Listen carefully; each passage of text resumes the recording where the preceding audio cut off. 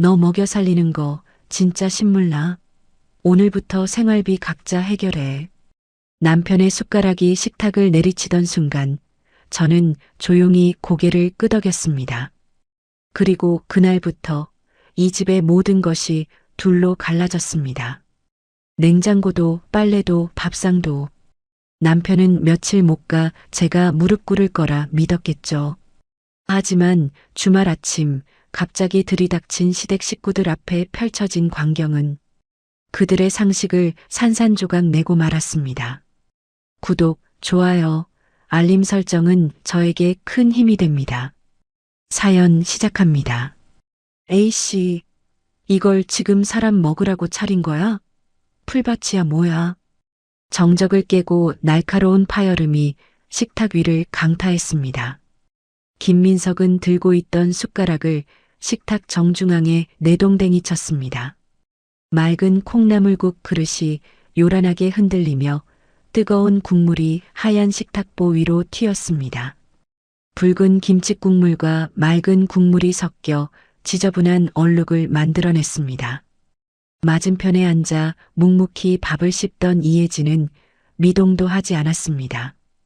그녀는 천천히 냅킨을 뽑아 국물이 튄 자신의 손등을 닦아냈습니다. 그 지나칠 정도로 차분한 태도가 민석의 화를 더욱 부채질했습니다. 민석은 목을 조여오던 넥타이를 거칠게 풀어헤치며 씩씩거렸습니다. 하루 종일 집구석에서 빈둥거리면서 하는 게 뭐야? 국은 맹탕에 다 식어 빠졌고 반찬은 며칠째 똑같은 나물 쪼가리뿐이고 내가 밖에서 뼈 빠지게 벌어다 주는 돈이 우스워? 아주 배가 불렀지? 국이 식었으면 다시 데워드릴까요? 전자레인지에 돌리면 1분이면 됩니다. 혜진의 목소리는 건조했습니다. 감정이 한 톨도 섞이지 않은 마치 기계가 응답하는 듯한 사무적인 말투였습니다. 그녀는 민석의 눈을 피하지 않고 똑바로 응시했습니다. 민석은 기가 차다는 듯 헛웃음을 흘리며 자리에서 벌떡 일어났습니다. 그는 위압적인 태도로 혜진을 내려다보며 검지손가락으로 그녀의 이마를 툭툭 밀듯이 가리켰습니다. 데우긴 뭘 데워. 입맛 다 떨어졌어. 야, 이혜진. 너 솔직히 말해봐. 내가 언제까지 너를 먹여 살려야 하냐? 애들도 다 커서 독립했는데 내가 왜 내 뒤치다꺼리나 하면서 살아야 하냐고. 나 이제 지긋지긋해. 너 먹여 살리는 거 진짜 신물이 난다고. 민석의 폭언은 멈추지 않았습니다. 그는 회사에서 승진에 누락된 스트레스, 상사에게 받은 모욕감을 집안에서 아내에게 푸는 것이 습관이 된 남자였습니다. 그의 얼굴은 술기운과 분노로 붉게 달아올랐습니다. 하지만 오늘따라 혜진의 눈빛이 평소와 달랐습니다. 주눅 들어 죄송하다고 빌거나 눈물을 흘려야 정상인데 그녀는 오히려 민석의 바닥난 인성을 관찰하듯 고요한 눈동자로 응시하고 있었습니다. 그 깊은 곳에서 서늘한 냉기가 흘러나왔습니다. 그래서요? 원하시는 게 뭐죠? 이혼이라도 하자는 건가요? 뭐, 이혼? 누가 위자료 줄 돈은 있고? 민석은 비릿한 미소를 지으며 식탁을 쾅 내리쳤습니다. 그래, 잘 물어봤다. 오늘부로 선언한다. 이제부터 생활비는 각자 해결해. 너도 사지가 멀쩡하면 나가서 식당 설거지라도 하란 말이야. 내 돈 갉아먹지 말고 생활비, 공과금, 식비 전부 다 각자 부담하자고. 알아들었어? 민석은 자신의 선언이 혜진에게 사형 선고나 다름없을 것이라 확신했습니다. 평생 전업주부로 살아온 경제적 능력이 전무하다고 믿는 아내가 당장 돈 나올 구멍이 어디 있겠는가 싶었습니다. 제발 봐달라고 잘못했다고 바짓가랑이를 잡고 매달릴 아내의 비굴한 모습을 기대하며 민석은 턱을 치켜들었습니다. 하지만 돌아온 대답은 예상 밖이었습니다. 혜진의 입가에 미미한 미소가 스쳐 지나갔습니다. 좋아요. 그렇게 해요. 뭐, 당신이 원하는 대로 하자고요. 생활비 각자 해결. 오늘부터 당장 시작해요. 번복하기 없기입니다. 혜진은 자리에서 일어나 식탁 위에 차려진 자신의 밥그릇과 국그릇을 쟁반에 담았습니다. 그리고 망설임 없이 싱크대로 가져가 음식물을 쏟아버렸습니다. 음식물 쓰레기통이 텅하고 울리는 소리가 적막한 부엌을 메웠습니다. 민석은 멍하니 그 뒷모습을 바라보았습니다. 당황스러움이 밀려왔지만 자존심 때문에 물러설 수는 없었습니다. 그는 헛기침을 하며 소리쳤습니다. 그래. 나중에 딴소리 하지 마. 쌀 한 톨이라도 내 돈으로 산 거면 손도 대지 마. 치약, 비누, 휴지 한 칸까지 다 내 돈으로 사서 써. 걱정 마세요. 그럴 일 없을 테니까. 그리고 오늘 저녁 설거지는 당신 몫인 거 알죠? 당신이 먹은 거니까. 혜진은 고무장갑을 벗어 던지고 뒤도 돌아보지 않은 채 안방으로 들어갔습니다. 쾅 소리가 나도록 문이 닫히자 민석은 홀로 덩그러니 식탁 앞에 남겨졌습니다. 식어버린 콩나물국 냄새가 역하게 느껴졌습니다. 그는 뭔가 잘못 돌아가고 있다는 찜찜함을 느꼈지만 이내 고개를 저었습니다. 독한 척 해봤자 며칠이나 가겠어. 돈 떨어지면 알아서 기어 들어오겠지. 민석은 자신의 승리를 의심하지 않았습니다.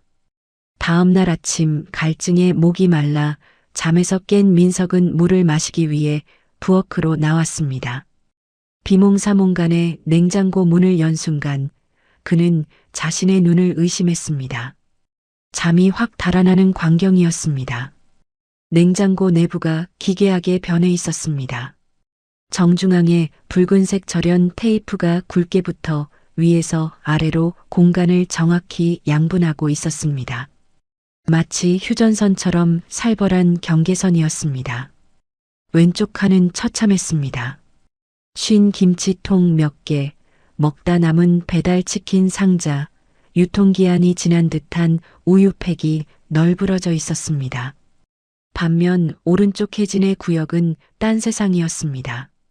백화점 식품관에서나 볼 법한 고급 유기농 과일, 한우가 담긴 팩, 브랜드가 선명한 수입 생수병들이 오와 열을 맞춰 가지런히 정돈되어 있었습니다. 심지어 혜진의 칸에 있는 반찬통과 서랍에는 다이얼식 소형 자물쇠가 채워져 있었습니다. 이게 다 뭐야? 지금 장난해? 민석이 소리치자 식탁에 앉아 계산기를 두드리고 있던 혜진이 천천히 고개를 들었습니다. 그녀의 앞에는 영수증 뭉치와 가계부가 놓여 있었습니다. 장난이라니요. 어제 합의한 사항을 철저히 이행하는 중입니다. 왼쪽이 당신 구역, 오른쪽이 내 구역이에요. 섞이지 않게 표시해뒀으니 헷갈릴 일은 없을 거예요. 그리고 밑반찬들은 전부 김치 냉장고 제 칸으로 옮겼고 잠금 장치 설정했습니다. 비밀번호 알려고 하지 마세요. 아니, 그렇다고 냉장고에 빨간 테이프를 발라. 그리고 이 자물쇠는 뭔데? 치사하게 먹는 거 가지고 유세 떠냐? 부부끼리 이게 무슨 짓이야? 치사하다니요. 내 돈으로 산 내 식료품을 보호하는 합리적인 조치일 뿐이에요. 당신도 당신 칸에 뭘 채워 넣든 상관 안 해요. 썩은 걸 넣든 비싼 걸 넣든. 혜진은 덤덤하게 말하며 식탁 위에 놓인 A사 용지 한 장을 민석 쪽으로 들이밀었습니다. 이번 달 관리비 고지서와 전기세, 수도세, 가스비 명세서가 클립으로 묶여 있었습니다. 이번 달 공과금 내역서예요. 정확히 반으로 나눴어요. 10원 단위는 절사해 드릴게요. 총 34만 5천 원. 오늘 저녁까지 제 계좌로 입금해 주세요. 늦으면 연체료 붙일 겁니다. 민석은 헛웃음을 터뜨리며 종이를 집어들었습니다. 종이에는 형광펜으로 민석이 내야 할 금액이 꼼꼼하게 표시되어 있었습니다. 기가 막혀서 야, 내가 지금 돈이 어디 있다고 이렇게 뻣뻣해? 너 비상금 숨겨둔 거 있냐? 그거 다 내 월급에서 삥땅 친 거 아니야? 뒷주머니 찬 거야? 민석의 눈이 가늘어졌습니다. 그는 혜진이 생활비를 빼돌려 딴 주머니를 찾다고 확신했습니다. 말씀 함부로 하지 마세요. 결혼 전부터 모아둔 제 돈이고 정당하게 쓰는 겁니다. 억울하면 당신도 살림해서 돈 모으시던가요? 당신 술값으로 펑펑 쓸 때 저는 10원 한 장 아껴가며 살았으니까요. 혜진은 볼펜을 딱 소리나게 내려놓으며 민석을 쏘아보았습니다. 그 눈빛에는 지난 20년간 참아왔던 경멸이 담겨 있었습니다. 민석은 그 눈빛에 순간적으로 기가 눌려 뒷걸음질 쳤습니다. 평소에 순종적이던 큰 소리치면 움츠러들던 아내의 모습은 온데간데 없었습니다. 그래, 어디 한번 해보자 이거지? 며칠이나 가나보자. 내 돈 없이 밥이나 굶지 마라. 나중에 배고프다고 울고불고 해도 국물도 없을 줄 알아. 민석은 냉장고에서 생수병을 꺼내려다 혜진의 구역에 있는 것을 보고 멈칫했습니다. 붉은 테이프가 경고하듯 빛나고 있었습니다. 그는 씩씩거리며 컵을 꺼내 수돗물을 틀었습니다. 미지근하고 비릿한 수돗물 냄새가 코를 찔렀지만 혜진에게 아쉬운 소리를 할 수는 없었습니다. 벌컥벌컥 물을 들이켜는 민석을 혜진은 투명 인간 보듯 무시하며 다시 계산기를 두드리기 시작했습니다. 타닥타닥 계산기 소리만이 냉랭한 부엌을 채웠습니다. 그날 저녁 퇴근한 민석은 습관처럼 현관에 들어서자마자 양말을 벗어 거실 바닥에 던졌습니다. 넥타이를 풀어 헤치며 소파에 몸을 던지듯 드러누웠습니다. 아우, 피곤해. 여보, 물 좀 줘. 얼음 띄워서 시원한 걸로. 하지만 돌아오는 것은 정적뿐이었습니다. 집안은 소름 끼칠 정도로 고요했습니다. 부엌에도 거실에도 혜진의 그림자조차 보이지 않았습니다. 민석은 짜증을 내며 몸을 일으켰습니다. 사람이 왔는데 내다보지도 않아? 이 여자가 진짜 어디 갔어? 안방 문은 굳게 닫혀 있었고 안에서는 예능 프로그램의 웃음소리가 작게 새어나오고 있었습니다. 민석은 문고리를 거칠게 돌렸지만 문은 잠겨 있었습니다. 문 열어. 뭐 하는 거야 지금? 남편이 퇴근했는데 코빼기도 안 보여? 각자 사생활은 존중하기로 했잖아요. 용건 있으면 문자로 하세요. 쉬는데 방해하지 말고요. 문 너머로 들려오는 혜진의 목소리는 차분하다 못해 냉정했습니다. 민석은 문을 발로 한번 쿵 걷어차고는 씩씩거리며 욕실로 향했습니다. 두고 봐라, 진짜. 씻고 나온 민석은 또다시 난관에 봉착했습니다.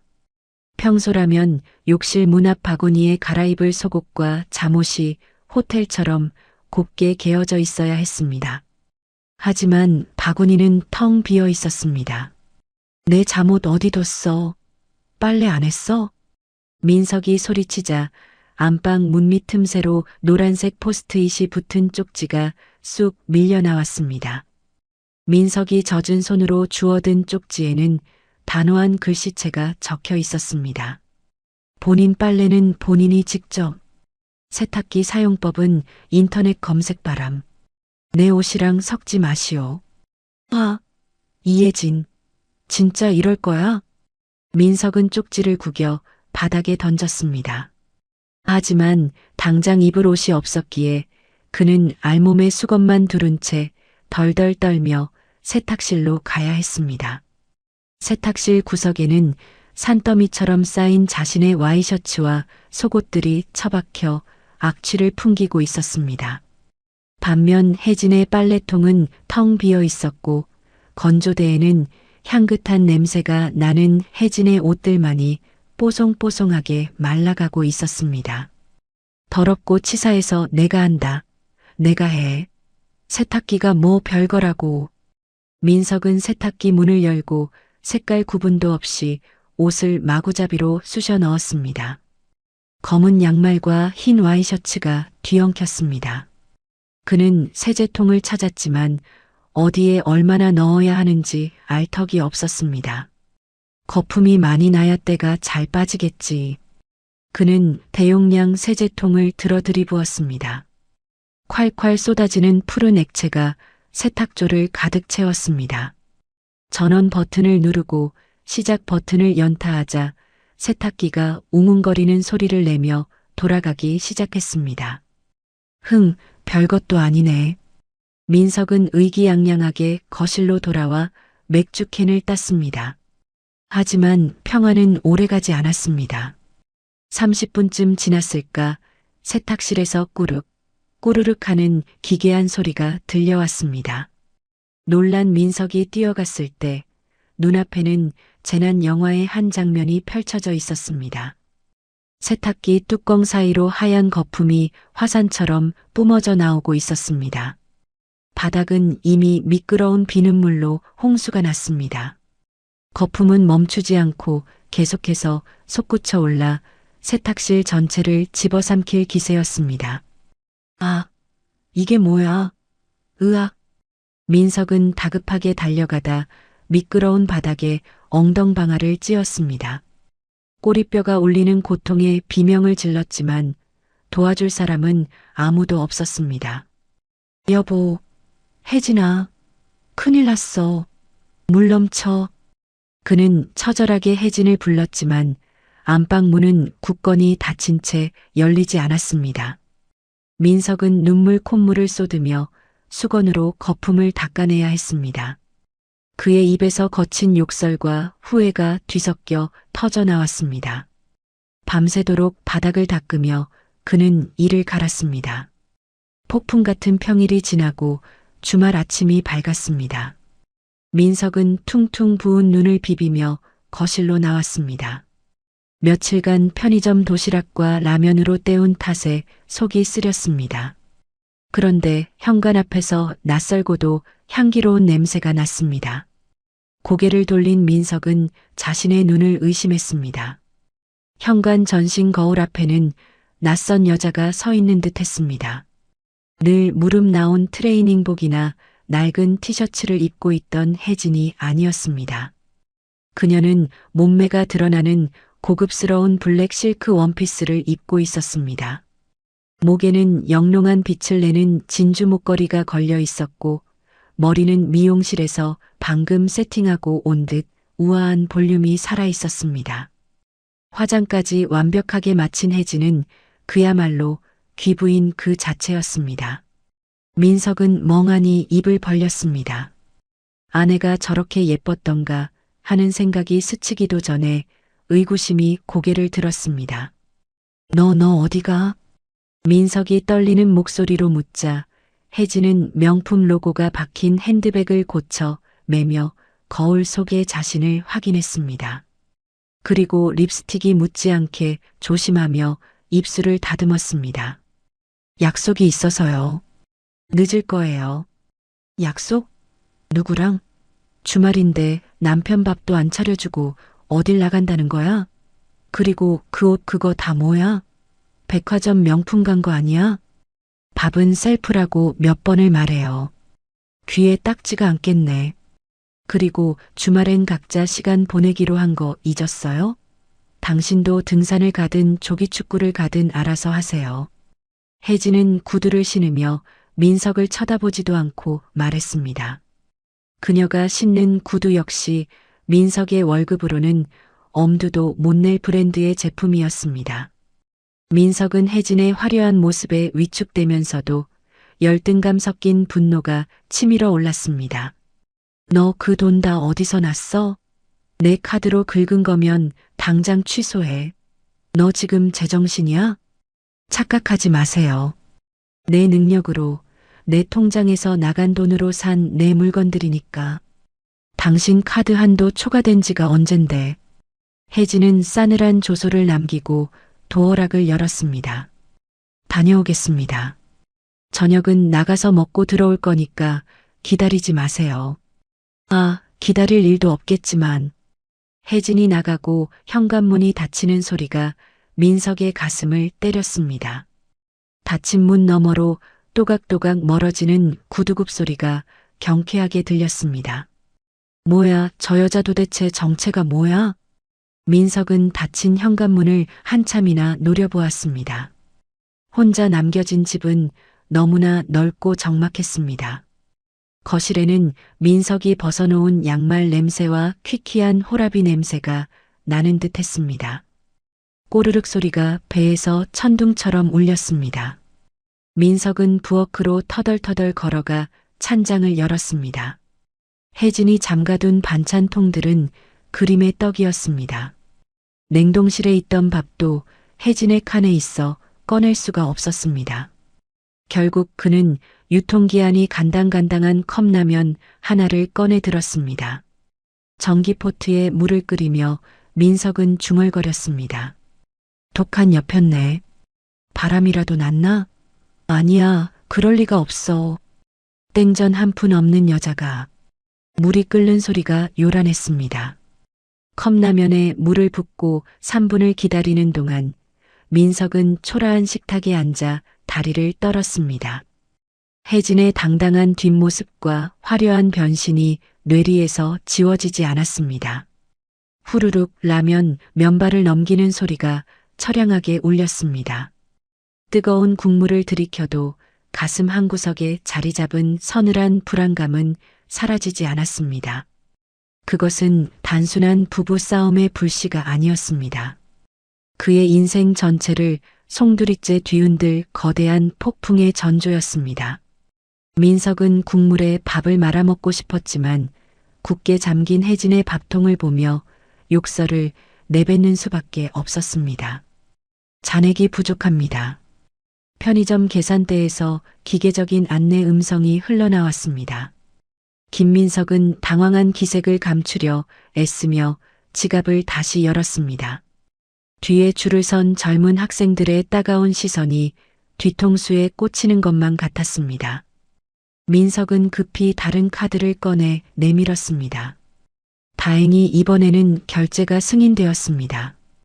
그가 손에 쥔 것은 20일 행사 스티커가 붙은 삼각김밥 3개와 컵라면이었습니다. 회사 휴게실 구석진 자리에 앉아 전자레인지에 데운 삼각김밥을 우적우적 씹으며 민석은 한숨을 내쉬었습니다. 부장 체면에 부하 직원들 보기 부끄러워 점심시간이 거의 끝날 무렵 몰래 편의점으로 도망쳐 나온 처지였습니다. A씨, 돈이 왜 이렇게 빨리 나가? 구멍이라도 났나? 민석은 스마트폰 뱅킹 앱을 열어 거래 내역을 확인했습니다. 지난주에 술값으로 긁은 20만 원, 혜진에게 보낸 공과금 34만 원, 그리고 자잘한 편의점 결제 내역들이 끝도 없이 이어졌습니다.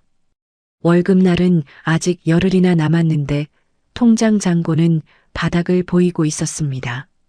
예전에는 혜진이 알아서 생활비를 관리하고 용돈을 챙겨줬기에 돈이 어디로 새는지 신경 쓸 필요가 없었습니다. 하지만 직접 돈 관리를 시작하니 숨만 쉬어도 돈이 나간다는 사실을 뼈저리게 체감하고 있었습니다. 김 부장님, 여기서 뭐 하십니까? 식사 안 하셨어요? 지나가던 탑에서 박 과장이 커피를 들고 아는 체를 했습니다. 민석은 화들짝 놀라 삼각김밥 포장지를 손으로 가렸습니다. 박 과장? 아니야, 밥은 먹었고. 속이 좀 더부룩해서 간단하게 욕이나 좀 하려고. 요즘 다이어트도 좀 하고. 아, 그러시구나. 사모님이 도시락 안 싸주세요? 김 부장님 사모님 솜씨 좋기로 유명하잖아요. 박 과장의 무심한 한마디가 민석의 가슴을 후벼 팠습니다.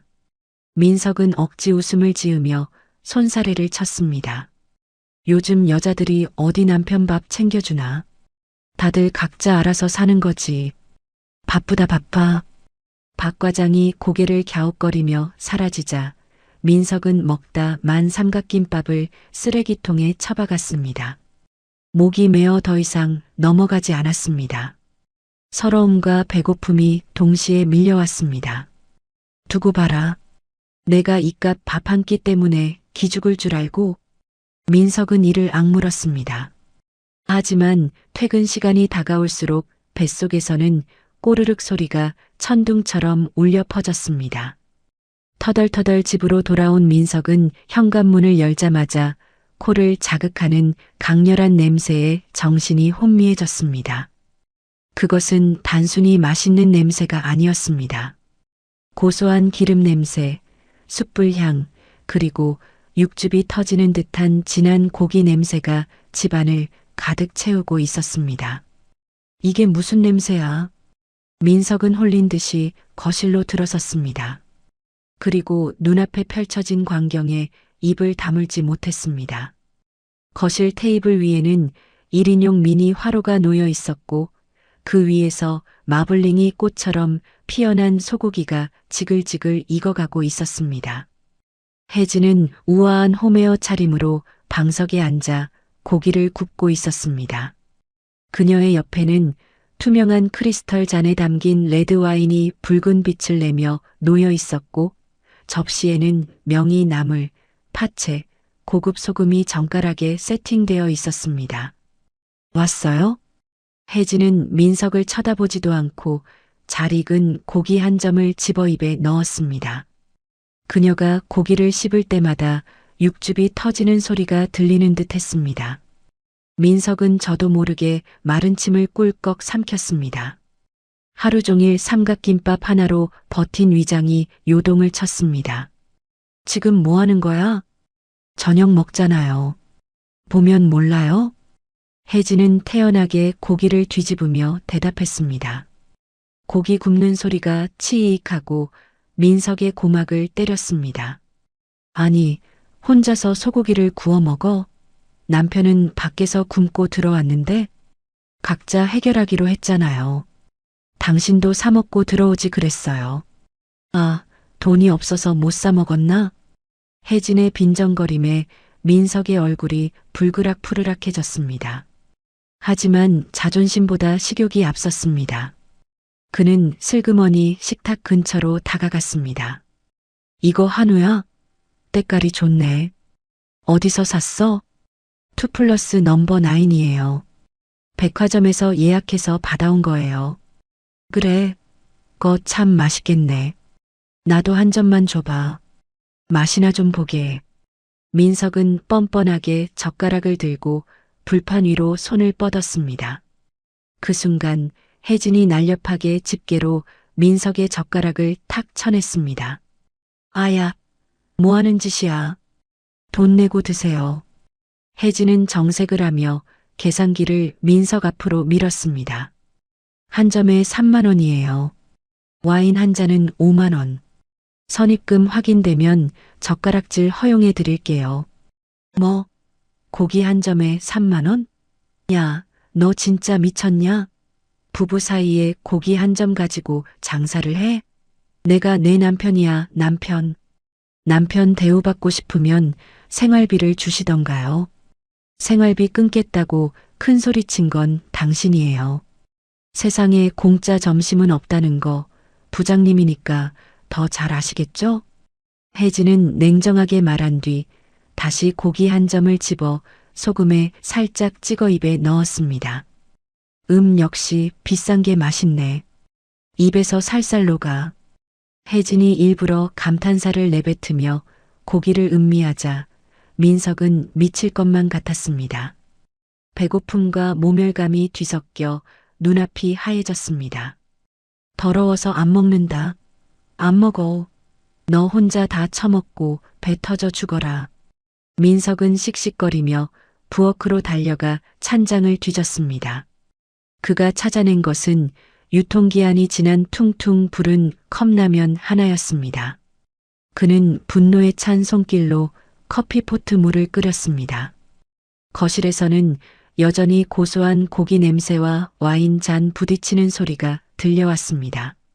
민석은 라면 국물을 들이켜며 뜨거운 눈물을 삼켰습니다. 다음 날부터 민석의 머릿속은 온통 의구심으로 가득 찼습니다. 혜진의 씀씀이는 상상을 초월했습니다.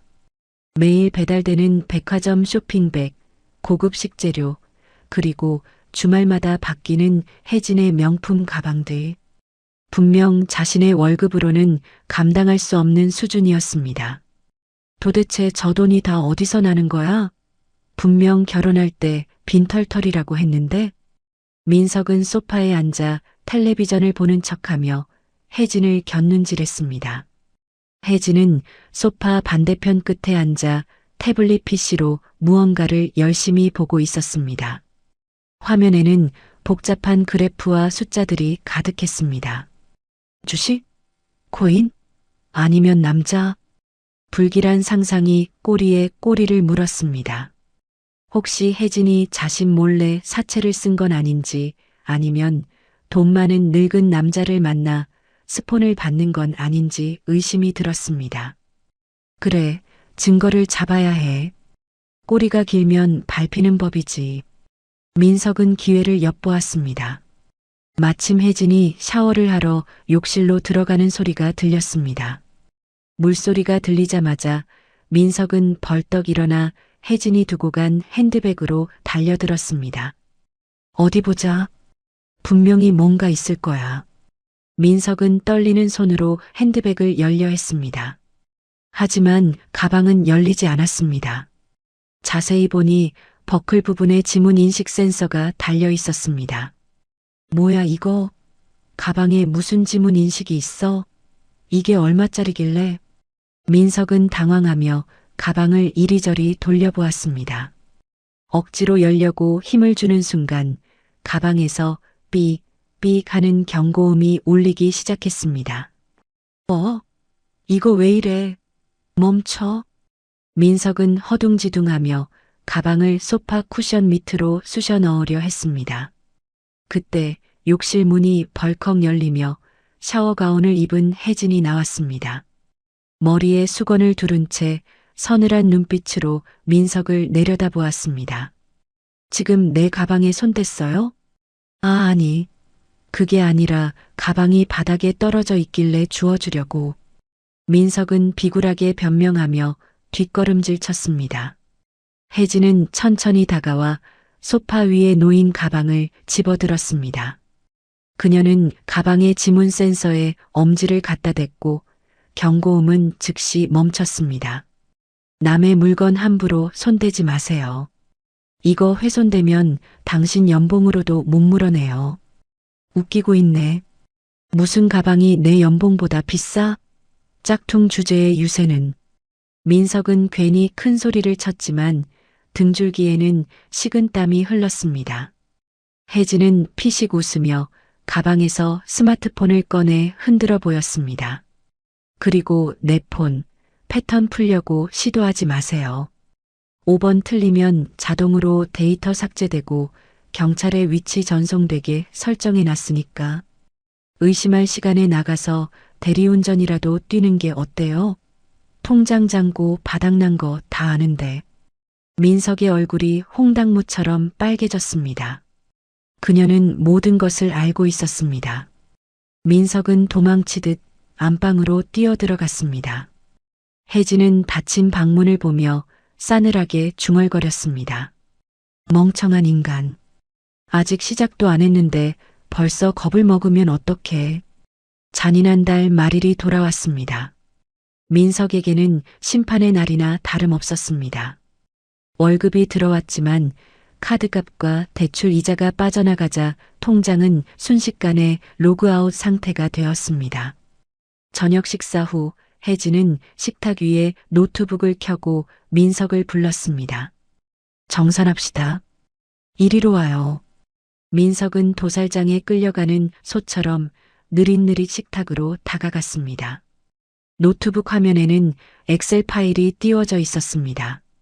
4월 가계 지출 내역서. 항목은 숨막힐 정도로 꼼꼼했습니다.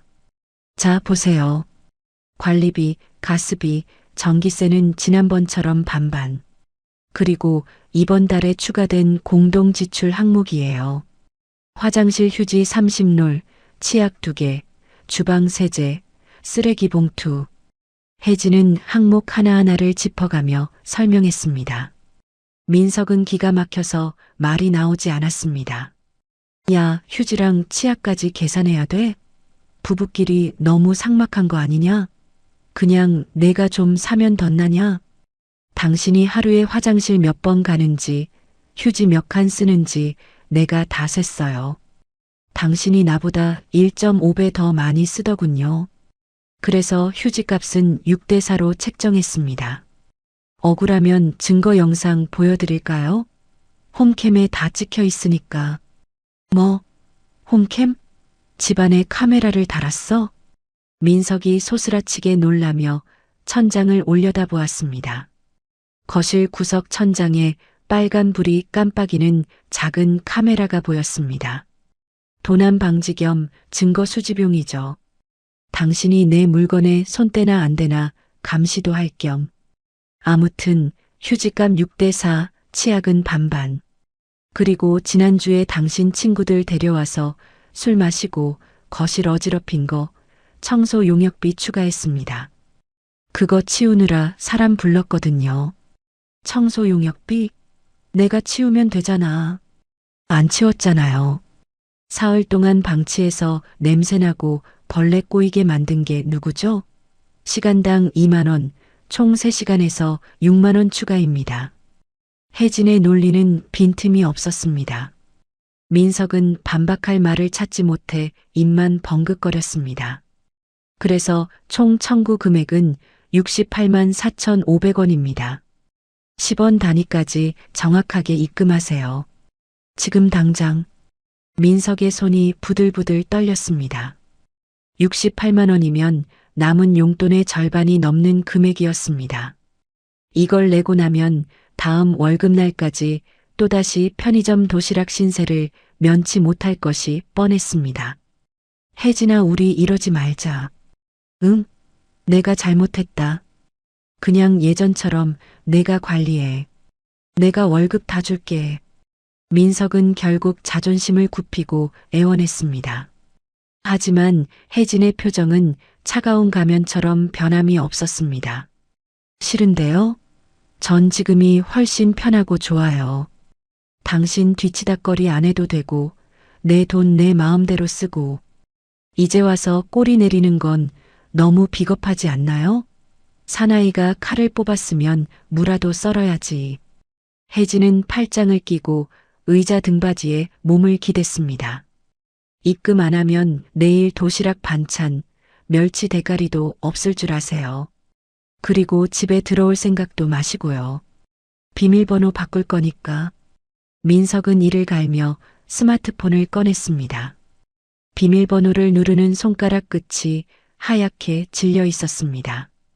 이체 완료. 띵동. 혜진의 휴대폰이 울렸습니다. 그녀는 입금 내역을 확인하고 싱긋 웃었습니다. 입금 확인됐습니다. 아, 그리고 다음 달부터는 여름이라 에어컨 가동할 텐데 전기세 누진세 적용되는 거 알죠? 당신 방 에어컨은 당신이 알아서 부담하세요. 난 거실 에어컨만 쓸 거니까. 혜진은 노트북을 덮고 자리에서 일어났습니다. 잘 자요, 여보. 내일도 파이팅하고. 혜진이 안방으로 들어가 버리자 민석은 식탁에 엎드려 머리를 감싸쥐었습니다. 으아, 미치겠네, 진짜. 민석의 비명이 거실을 울렸지만 돌아오는 건 차가운 냉기뿐이었습니다. 그는 자신의 얄팍한 지갑을 쳐다보며 깊은 후회에 잠겼습니다. 하지만 아직 끝이 아니었습니다. 이번 주말 그를 나락으로 떨어뜨릴 더 큰 시련이 다가오고 있었습니다. 일요일 오전 10시 평화로워야 할 주말 아침이었습니다. 햇살이 거실 창을 통해 길게 들어왔지만 집안의 공기는 미묘하게 갈라져 있었습니다. 이혜진은 거실 창가 1인용 안락의자에 깊숙이 몸을 파묻은 채 영문으로 된 경제 전문 서적을 읽고 있었습니다. 그녀의 곁에는 김이 모락모락 나는 드립 커피가 놓여 있었고 클래식 음악이 아주 작게 흐르고 있었습니다. 반면 소파 반대편에는 김민석이 늘어난 러닝셔츠 바람으로 널브러져 스마트폰 게임에 열중하고 있었습니다. 띠리릭, 띠리릭, 띠로리. 고요했던 정적을 깨고 날카로운 도어락 해제음이 울렸습니다. 민석이 혜진 몰래 비밀번호를 공유한 것이 분명했습니다. 현관문이 벌컥 열리더니 마치 시장 바닥을 옮겨놓은 듯한 소란스러움이 집 안으로 밀려들어왔습니다. 아이고, 내 새끼, 어미 왔다. 문이 왜 이렇게 안 열려? 비밀번호 또 바꿨냐? 형광색 등산복을 위아래로 맞춰 입은 시어머니 박말자와 헝클어진 머리에 명품 로고가 크게 박힌 짝퉁 가방을 맨 시누이 김미영이 현관을 넘어 들어왔습니다. 두 사람의 양손에는 낡은 보따리와 쇼핑백이 들려 있었는데 그 안에서 빈 반찬 통들이 서로 부딪히며 달그락거리는 소음이 요란했습니다. 엄마, 미영이는 또 웬일이야? 연락도 없이. 민석이 화들짝 놀라 스마트폰을 떨어뜨리며 일어났습니다. 박말자는 신발을 벗어 던지듯이 벗고는 흙 묻은 등산 양말 차림으로 거실 카펫을 밟았습니다. 연락은 무슨, 내 아들 집 내가 오는데 허락받고 와야 하냐? 그리고 너 전화는 왜 안 받아? 반찬 다 떨어졌다고 몇 번을 말했냐? 올케한테 말해서 좀 싸놓으라고 했지. 내가 빈 통 들고 여기까지 와야겠냐? 박말자는 소파 상석에 털썩 주저앉으며 가쁜 숨을 몰아쉬었습니다. 그리고는 창가에 앉아 미동도 하지 않는 혜진을 발견하고 미간을 잔뜩 찌푸렸습니다. 얘는 시어미가 왔는데 나와보지도 않고 뭐 하는 거냐? 엉덩이에 본드 붙였냐? 인사가 없어, 인사가. 혜진은 천천히 책장을 넘겼습니다. 사각하는 종이 넘어가는 소리가 박말자의 고함보다 더 크게 들리는 듯 했습니다. 혜진은 시선을 책에 고정한 채 건조하게 입을 열었습니다. 오셨어요. 비밀번호는 언제 바꾸셨대요? 분명 지난번에 바꿨는데 보안상 좋지 않다고 말씀드렸을 텐데요. 오빠가 알려줬지. 언니, 우리 엄마 무릎 안 좋은 거 알면서 현관까지 마중도 안 나와요? 진짜 너무하다. 앉아서 말 대답하는 것 좀 봐. 미영이 혜진을 흘겨보며 거들었습니다. 혜진은 책을 탁 소리나게 덮고 안경을 고쳤으며 그들을 바라보았습니다. 미리 연락하고 오셨으면 좋았잖아요. 저도 제 시간이 필요한데 이렇게 불쑥 들이닥치시는 건 예의가 아니죠. 뭐야? 예의? 내 시간? 야, 며느리가 주말에 할 일이 뭐 있어? 남편 밥 챙기고 시댁 챙기는 게 일이지. 어디서 시어미 앞에서 꼬박꼬박 말대꾸야? 잔말 말고 밥이나 차려라. 오는 길에 배고파 죽는 줄 알았다. 국 있냐? 갈비찜 같은 거 없냐? 박말자는 당연하다는 듯 손가락을 까딱거렸습니다. 민석이 안절부절 못하며 어머니의 팔을 잡아 끌었습니다. 식은땀이 등줄기를 타고 흘렀습니다. 아, 엄마. 오늘은 그냥 짜장면 시켜 먹어.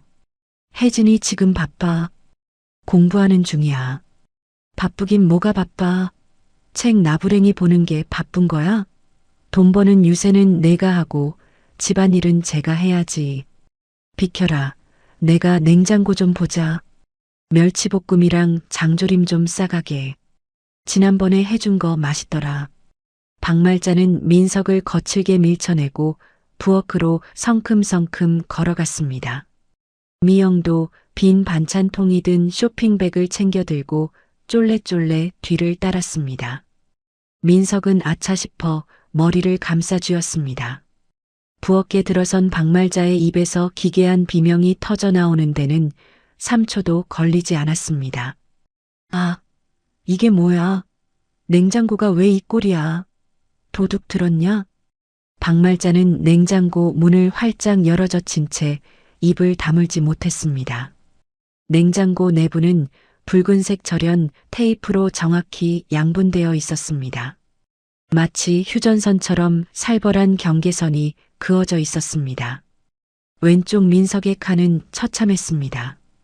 뚜껑 열린 쌈장통, 말라비틀어진 식빵 쪼가리, 언제 시켰는지 모를 배달치킨 무, 그리고 곰팡이가 피어오르는 김치통 하나가 덩그러니 놓여 악취를 풍기고 있었습니다. 세상에, 이게 사람 사는 집 냉장고냐? 며느리 너 살림을 어떻게 하는 거야? 내 아들 굶겨 죽이려고 작정했어? 냉장고가 텅텅 비었잖아. 오른쪽 보세요, 엄마. 오른쪽은 꽉 찼네. 우와, 이게 다 뭐야? 미영이 혜진의 구역을 가리키며 탄성을 질렀습니다. 혜진의 칸은 백화점 식품관을 옮겨놓은 듯 했습니다. 최고급 샤인머스켓, 마블링이 선명한 한우 세트, 유기농 샐러드 팩, 수입 치즈와 음료수들이 오와 열을 맞춰 꽉 들어차 있었습니다. 박말자의 눈이 탐욕스럽게 빛났습니다. 그녀는 본능적으로 혜진의 칸으로 손을 뻗었습니다. 그래, 여기 다 숨겨놨네. 여우 같은 년 지서방은 굶기고 지만 처먹으려고. 이거 꺼내서 밥 차려라. 고기 좀 굽고. 철컥. 하지만 반찬통은 열리지 않았습니다. 냉장실 서랍도 열리지 않았습니다. 박말자는 끙끙거리며 힘을 주었지만 반찬통과 서랍마다 채워진 다이얼식 자물쇠는 꿈쩍도 하지 않았습니다. 뭐야 이거? 왜 안 열려? 냉장고에 자물쇠를 채워놨어? 미쳤어? 박말자는 믿을 수 없다는 듯 뒤를 돌아 혜진을 노려보았습니다. 혜진은 거실 입구에 서서 팔짱을 낀 채 싸늘하게 웃고 있었습니다. 제 물건이니까요. 손대지 마세요. 경고했습니다. 뭐, 내 물건? 내가 돈 벌어? 다 내 아들이 벌어다 준 돈으로 산 거잖아. 어디서 시어미 먹을 걸 감히 잠가나? 당장 열쇠 가져와. 부숴버리기 전에. 박말자가 씩씩거리며 혜진에게 달려들 기세로 몸을 일으켰습니다. 민석이 급하게 어머니 앞을 가로막았습니다. 엄마, 그만해. 제발 좀. 우리 지금 생활비 각자 써. 저거 다 혜진이 돈으로 산 거야. 내 거 아니야. 나 혜진이한테 생활비 안 줘. 그 말에 박말자와 미영의 동작이 일시 정지되었습니다. 뭐, 각자 써? 부부가 네 돈 내 돈이 어딨어. 내가 호구 잡혔구나. 저 여우 같은 년한테 홀려서 경제권을 다 넘겨줬어. 아이고 내 팔자야. 똑똑한 척하더니 등신같이 사네. 박말자는 바닥을 치며 통곡하는 신용을 했습니다. 미영은 혀를 차며 민석을 비난했습니다. 오빠 진짜 멍청하다. 어떻게 잡혀 살아도 정도가 있지. 언니, 그래도 이건 아니죠. 시어머니 오셨는데 물 한 잔도 안 줘요? 냉장고에 에비앙 있던데 그거라도 하나 꺼내줘요. 혜진은 미영의 말에 대꾸할 가치도 없다는 듯 등을 돌려 자신의 방으로 들어가 버렸습니다. 저 싸가지 없는 년. 아, 너 거기 안 서? 박말자의 고함이 허공을 갈랐지만 쾅 하고 닫히는 방문 소리가 대답을 대신했습니다. 민석은 씩씩거리는 어머니를 소파에 앉히고 어깨를 주무르며 진땀을 뺐습니다. 엄마, 진정해. 혜진이 요즘 예민해서 그래. 내가 나가서 맛있는 거 사올게. 응? 됐다. 내 돈 내고 사 먹으라고. 며느리가 해주는 밥 얻어먹으러 왔지. 내 돈 쓰러 왔냐? 살얼음판 같은 한 시간이 흐르고 초인종이 울렸습니다. 배달 왔습니다. 특급 배송입니다. 오토바이 헬멧을 쓴 배달원이 들어와 거실 한복판에 커다란 보온 박스 2개를 내려놓았습니다. 포장지에는 강남의 유명 5성급 호텔 일식당 로고가 황금색으로 번쩍이고 있었습니다. 감사합니다. 혜진이 방에서 지갑을 들고 나와 배달원에게 팁까지 쥐어주며 음식을 받았습니다. 그녀는 거실 테이블 한쪽에 자신의 자리를 마련하고 천천히 도시락 포장을 풀기 시작했습니다. 시댁 식구들이 빤히 보고 있는 바로 그 앞이었습니다. 뚜껑이 하나씩 열릴 때마다 화려한 음식들이 자태를 드러냈습니다. 금가루가 뿌려진 최고급 참치 뱃살 초밥, 성게알이, 산처럼 쌓인 군함말이, 버터향이 진동하는 랍스터 구이, 전복이 통째로 들어간 죽까지 고소하고 기름진 냄새가 순식간에 거실을 장악했습니다. 소파에 앉아 믹스커피로 허기를 달래던 박말자와 미영의 눈이 휘둥그레졌습니다. 뱃속에서 꼬르륵 소리가 돌림노래처럼 터져 나왔습니다. 민석도 저도 모르게 꼴깍 침을 삼켰습니다. 이게 무슨 냄새야? 회야? 랍스터야? 미영이 목을 길게 빼고 기웃거렸습니다. 혜진은 우아하게 실크 냅킨을 무릎에 덮고 일회용이 아닌 개인용 오칠 젓가락을 꺼내 들었습니다. 잘 먹겠습니다. 그녀가 와사비를 푼 간장에 기름진 참치 뱃살을 살짝 찍어 입에 넣었습니다. 입안에서 사르르 녹는 듯한 혜진의 표정에 박말자의 입가에 침이 고였습니다. 박말자는 헛기침을 크게 하며 민석의 옆구리를 찔렀습니다. 야, 며느리는 혼자서 저 비싼 걸 처먹는구나. 시어미는 굶고 있는데. 야, 김민석. 너 뭐하냐? 가서 한 젓가락 가져와 봐라. 민석은 눈치를 보며 쭈뼛쭈뼛 혜진에게 다가갔습니다. 여보, 어머니 오셨는데 같이 좀 먹지? 양도 많아 보이는데. 혼자 먹기엔 너무 많지 않아? 1인분 정식이에요. 그리고 이거 예약 주문이라 추가 안 돼요. 제 양에 딱 맞아서 나눠드릴 것도 없네요. 혜진은 민석을 쳐다보지도 않고 랍스터 집게발을 들어 살을 발라냈습니다. 탱글탱글한 속살이 쏙 빠져나오자 미영이 참지 못하고 자리에서 일어났습니다. 언니, 너무한 거 아니에요? 우리 엄마 빈속이에요. 당뇨 있어서 끼니 걸으면 손 떨리는 거 몰라요? 한 입만 먹어보라는 소리도 안 해요? 저거 참치 뱃살, 저거 하나만 줘요. 나 진짜 좋아하는데. 미영이 체면도 없이 식탁 옆으로 다가와 손을 내밀었습니다. 그녀의 손끝이 초밥 그릇에 닿으려 하자 혜진이 젓가락으로 미영의 손등을 툭 쳤습니다. 아야, 왜 때려요? 비위생적이게 손 들이밀지 마세요. 먹고 싶으면 돈 내고 사드세요. 한 판에 15만 원이니까. 현금 주시면 한 점 드릴 의향은 있어요. 뭐? 15만 원? 미쳤어? 저걸 혼자 다 먹는다고? 이기적인 것도 정도가 있지. 미영이 경악하며 소리쳤습니다. 혜진은 아랑곳하지 않고 노이즈 캔슬링 이어폰을 귀에 꽂았습니다. 세상의 소음을 차단하고 오직 미각에만 집중하겠다는 의도였습니다. 그녀는 눈을 감고 전복죽을 한술 떴습니다. 그 모습이 박말자의 간신히 붙들고 있던 이성의 끈을 끊어버렸습니다. 인연이 진짜 어른을 투명 인간 취급해? 시어미는 굶어 죽어가는데 혼자서 호의호식해? 박말자가 자리를 박차고 일어나 혜진의 식탁으로 황소처럼 돌진했습니다. 민석이 엄마 하고 말릴 새도 없었습니다. 박말자의 거친 손이 혜진의 도시락통을 후려쳤습니다. 와장창, 쨍그랑, 고급스러운 초밥들이 슬로 모션처럼 공중으로 날아올랐다가 거실 바닥으로 처참하게 흩어졌습니다. 랍스터 구이가 바닥을 뒹굴며 소스를 흩뿌렸고 전복죽이 하얀 카펫 위로 쏟아져 흉물스러운 얼룩을 남겼습니다. 혜진의 고급 원피스에도 붉은 초장이 튀었습니다. 먹어라. 처먹어. 바닥에 떨어진 거나 주워 먹어라. 이 독한 년아. 내년 입구멍에 들어가는 건 아깝고 땅바닥에 버리는 건 안 아깝다. 박말자는 숨을 헐떡이며 악을 썼습니다. 미영은 입을 틀어막았고 민석은 사색이 되어 얼어붙었습니다. 순식간에 벌어진 일에 집안은 찬물을 끼얹은 듯 조용해졌습니다.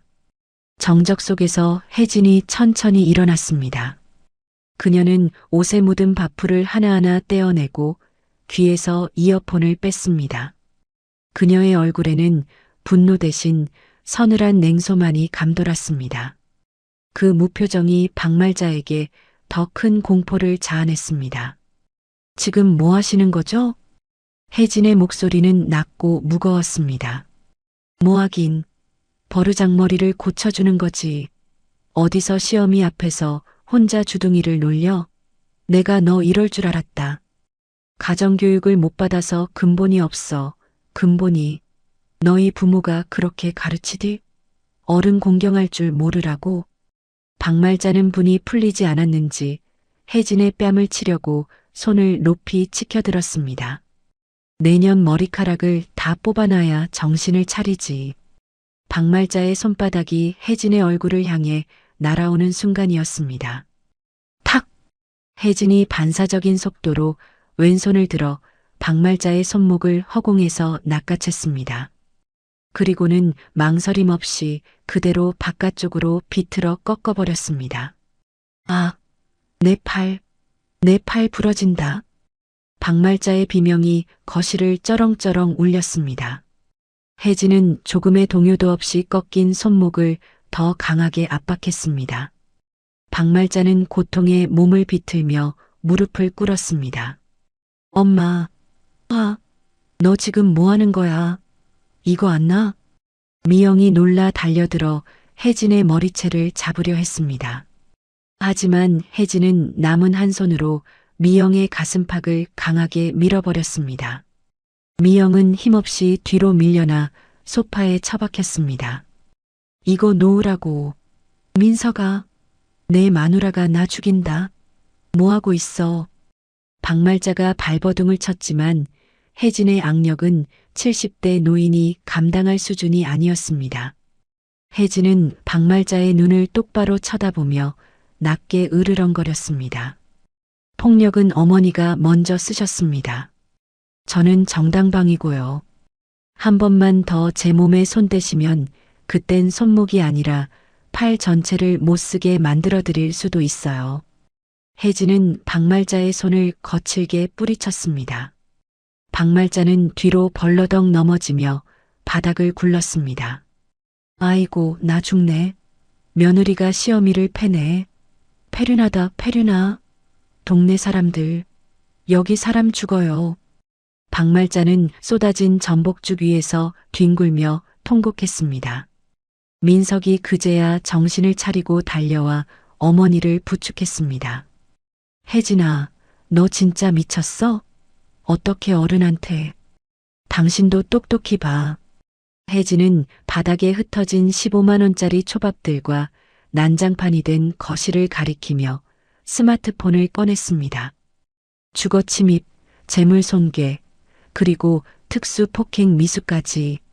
증거는 저기 천장에 달린 홈캠의 음성까지 다 찍혔고 제 옷에 묻은 지문도 있으니 완벽하네요.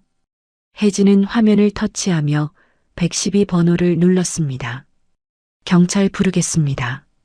합의는 절대 없으니까 변호사 선임할 준비나 하세요.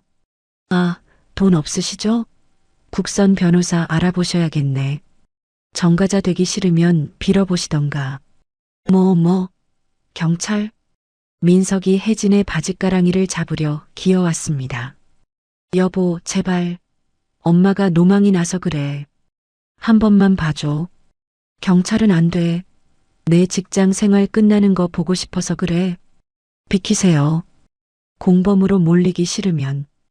혜진은 민석을 차갑게 발로 밀어내고 통화 버튼을 눌렀습니다.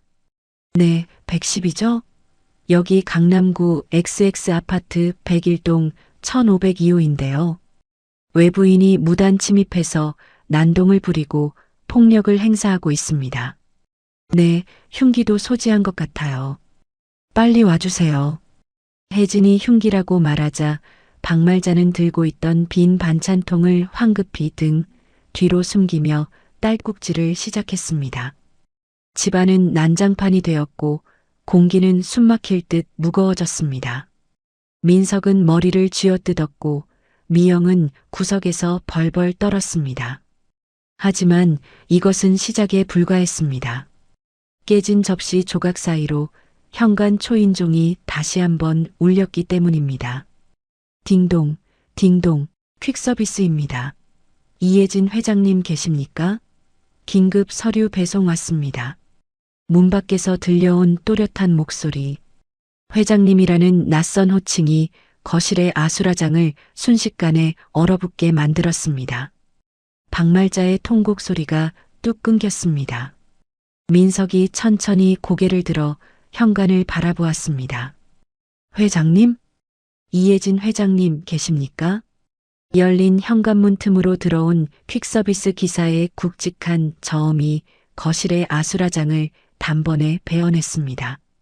검은색 헬멧을 쓴 기사는 가죽 장갑을 낀 손에 두툼한 서류 봉투를 들고 집안을 휘둘러 보았습니다.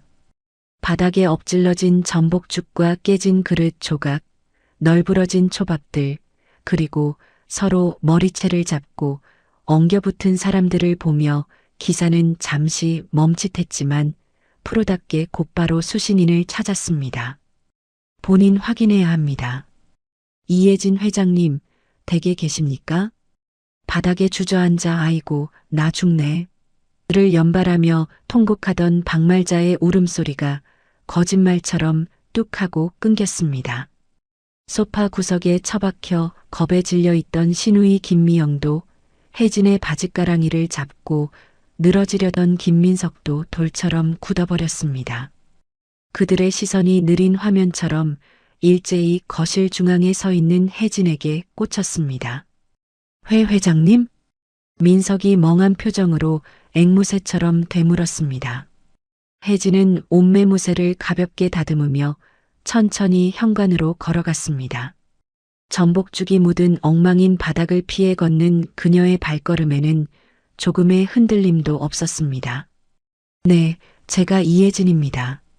주말인데 수고 많으시네요. 아, 예. 여기 서명 부탁드립니다. 강남 본사법무팀 박 변호사님이 보낸 긴급 등기입니다. 중요한 자산 관련 서류니 꼭 직접 확인하시라고 신신당부하셨습니다. 혜진은 익숙하게 전자 서명기에 사인을 하고 묵직한 서류 봉투를 받아들었습니다. 기사가 안녕히 계십시오라고 인사하고 나가 현관문이 닫히는 소리가 들릴 때까지 집안에는 숨소리조차 들리지 않았습니다. 진공 상태와도 같은 정막이 흘렀습니다. 민석은 바들바들 떨리는 다리를 억지로 일으켜 혜진에게 다가갔습니다. 그의 시선은 혜진의 손에 들린 누런 대봉투에 못 박혀 있었습니다. 봉투 겉면에는 금박으로 법무법인 태산 발신 XX에셋 자산관리본부라는 글씨가 선명하게 인쇄되어 위압감을 풍겼습니다. 여보, 그게 다 뭐야? 회장님이라니? 당신 어디 취직했어? 아니면 뭐 다단계 같은 거 하는 거야? 민석의 목소리는 갈라져 나왔습니다. 현실을 부정하고 싶은 마음이 역력했습니다. 혜진은 피식 헛웃음을 흘리며 봉투를 민석의 가슴팍에 툭 던졌습니다. 궁금하면 직접 열어보든가. 어차피 이제 숨길 이유도 없으니까. 당신이 그토록 무시하던 내 능력이 어느 정도인지 확인해봐. 민석은 허둥지둥 봉투를 받아들었습니다. 봉투는 생각보다 훨씬 묵직했습니다. 떨리는 손으로 봉투의 입구를 찢자 안에서 빳빳한 관공서, 서류 뭉치들이 와르르 쏟아져 나왔습니다. 제일 위에 있는 것은 법원 등기소 직인이 찍힌 부동산 등기부 등본이었습니다. 서울특별시 강남구 청담동 땡땡이 땡, 대지면적 500평, 건물 연면적 3,000평, 지하 5층 지상 15층 소유자 이혜진 19땡땡년생, 단독 소유. 민석은 글자를 읽으면서도 그 의미를 뇌가 받아들이지 못해 눈을 비볐습니다.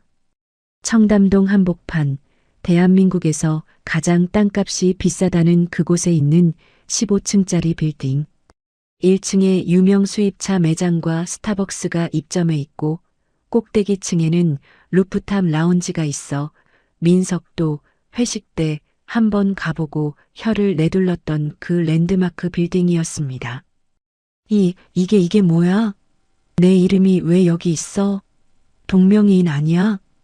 옆에서 눈치를 보던 미영이 잽싸게 바닥에 떨어진 다른 서류를 낚아챘습니다. 미영은 등기부 등본 뒤에 붙어 있는 종합부동산세 납부 고지서와 은행잔고 증명서를 확인했습니다. 오빠, 이거 진짜야. 여기 주민등록번호 언니 거 맞잖아. 그리고 이거 잔고 좀 봐봐. 미영의 눈이 튀어나올 듯 커졌습니다. 그녀는 손가락으로 잔고 증명서의 숫자를 하나하나 짚어가며 세기 시작했습니다. 목소리가 점차 하이톤으로 치솟았습니다. 1, 10, 100, 1000, 만, 10만, 100만, 1000만, 억, 10억, 100억. 오빠, 이거 0이 몇 개야? 500, 530억? 현금만 500억이 넘는데? 뭐, 500억? 바닥에 누워 죽는 신용을 하던 박말자가 스프링처럼 튀어올랐습니다. 방금 전까지 손목이 부러졌다며 비명을 지르던 노인이라고는 믿을 수 없는 순발력이었습니다. 그녀는 전복죽으로 엉망이 된 옷을 터는 것도 잊은 채 미영에게 달려들었습니다. 어디 보자. 어디 봐. 내 눈으로 봐야겠다. 500억이 어디 있어. 박말자는 미영의 손에서 종이를 거칠게 뺏어들었습니다. 노안 때문에 종이를 멀찌감치 떨어뜨려 보던 박말자의 입이 떡 벌어졌습니다. 숫자가 너무 길어서 한눈에 들어오지도 않았습니다. 수십 개의 0이 그녀의 눈앞에서 춤을 추고 있었습니다. 세상에 이게 다 돈이란 말이냐? 내 며느리가 재벌이었어? 아니, 빌딩 주인이었어? 박말자는 종이를 구길 듯 움켜쥐고 고개를 들어 혜진을 바라보았습니다. 그녀의 눈빛이 순식간에 기괴하게 변했습니다. 방금 전까지 며느리를 잡아먹을 듯 노려보던 표독스러운 도끼는 온데간데 없고 그 자리에는 경외심과 탐욕 그리고 비굴함이 뒤섞인 소름 끼치는 웃음이 들어찼습니다. 혜진은 팔짱을 낀 채 마치 동물원의 원숭이를 구경하듯 그들을 내려다보았습니다. 이제 확인이 좀 되시나요? 제가 밥값도 못하는 식충이인지 아니면 당신들 평생 벌어도 구경도 못할 돈을 가진 사람인지. 혜진의 차가운 일갈에 민석은 무릎이 꺾이는 것을 느꼈습니다. 머릿속이 하얗게 변하며 이명이 들려왔습니다. 그동안 자신이 혜진에게 했던 폭언들이 주마등처럼 스쳐 지나갔습니다. 너 먹여 살리기 지긋지긋해. 돈도 못 버는 주제에 밥이 넘어가냐? 나가서 식당 설거지라도 해. 쥐구멍이라도 있으면 숨고 싶었습니다. 아니, 시간을 되돌릴 수만 있다면 혜진의 발밑에 엎드려 구두라도 핥고 싶은 심정이었습니다. 자신이 무시했던 아내가 사실은 자신의 회사를 통째로 사고도 남을 거부였다니. 그때 박말자가 먼저 움직였습니다. 그녀는 바닥을 기어 혜진의 발치로 다가왔습니다. 아이고 아가, 혜진아, 내가 미쳤나 보다. 날이 더워서 노망이 들어서 헛것이 보였나 봐. 내가 너를 때리려던 게 아니라 그래. 옷에 먼지가 묻어서 털어주려던 거다. 우리 착한 며느리, 시어미 마음 알지? 박말자는 혜진의 명품 바지 끝단을 잡고 비굴하게 웃어 보였습니다. 그녀의 손에 묻은 끈적한 전복죽 찌꺼기가 혜진의 바지에 묻어났습니다. 박말자는 자신의 옷소매로 혜진의 바지를 닦아주며 알랑거렸습니다. 어머, 내가 실수했네. 이거 내가 손빨래 깨끗하게 해줄게. 응? 아가, 화 풀어라. 시어미가 죽을 죄를 졌다. 혜진은 혐오스러운 표정으로 발을 빼내며 뒤로 물러섰습니다. 마치 오물을 밟은 듯한 표정이었습니다. 이거 놓으세요. 옷 버립니다. 아까는 제 머리카락 다 뽑아버린다면서요? 경찰서 가서 콩밥을 먹이겠다고 하셨잖아요. 아이고, 농담이지. 시어미가 며느리 예뻐서 하는 농담을 다큐로 받으면 어떡하냐? 우리 사이에 경찰이 웬 말이냐? 미영아, 너 뭐하냐? 언니한테 죄송하다고 해라. 빨리 무릎 꿇어. 박말자가 미영에게 살벌한 눈짓을 보냈습니다. 미영도 상황 파악을 끝내고 재빨리 태세를 전환했습니다. 그녀는 혜진의 팔에 매달리며 콧소리를 냈습니다. 언니, 미안해요. 제가 아까 당이 떨어져서 헛소리가 나왔나 봐요. 언니가 이렇게 능력 있는 분인 줄도 모르고. 와, 강남 빌딩 주라니. 언니 존경해요. 저 아시죠? 저 언니 진짜 좋아하는 거. 저 가방 갖고 싶다는 거 농담인 거 알죠? 미영은 혜진의 팔을 주무르며 아양을 떨었습니다. 혜진은 소름이 돋는 듯 몸서리를 치며 미영을 거칠게 뿌리쳤습니다. 역겨우니까 그만하시죠. 당신들 정말 바닥이 어디인지 보여주는군요. 돈 없다고 무시할 땐 언제고 돈 냄새 맡으니까 꼬리 흔드는 꼴이라니. 걔도 당신들보다는 자존심이 있겠어요. 혜진의 시선이 마지막으로 민석에게 향했습니다. 민석은 고개를 들 수 없었습니다. 그의 어깨가 잘게 떨리고 있었습니다. 김민석 씨, 혜진이 나직하게 불렀습니다. 민석은 화들짝 놀라며 혜진을 쳐다보았습니다. 눈가에는 비굴한 눈물이 고여 있었습니다. 여보, 당신이 늘 그랬지. 내가 집에서 노는 게 꼴 보기 싫다고. 내가 당신 월급 갉아먹는 기생충 같다고. 당신이 뼈 빠지게 번 돈으로 내가 편하게 산다고. 아니야, 혜진아. 그건 내가 홧김에 회사 일이 너무 힘들어서. 착각하지 마. 내가 집안이라고 당신 뒷바라지했던 건 돈이 없어서가 아니라 그게 가족이라고 생각했기 때문이야. 내 재산 숨겼던 것도 과거에 내 돈 보고 달려드는 파리떼 같은 인간들이 지겨워서 당신만큼은 순수하게 날 사랑해 줄 거라고 믿었기 때문이고. 혜진은 씁쓸한 미소를 지으며 고개를 가로저었습니다. 그런데 당신도 똑같네. 아니, 더 최악이야. 돈이라는 쥐꼬리만한 권력을 쥐자마자 아내를 하녀 취급하고 인격을 모독하고. 당신이 그 잘난 부장 명함 달고 으스댈 때 나는 당신 회사 주식이나 좀 사볼까 고민했었어. 당신 기 살려주려고. 뭐 회사를 산다고? 민석의 입이 떡 벌어졌습니다.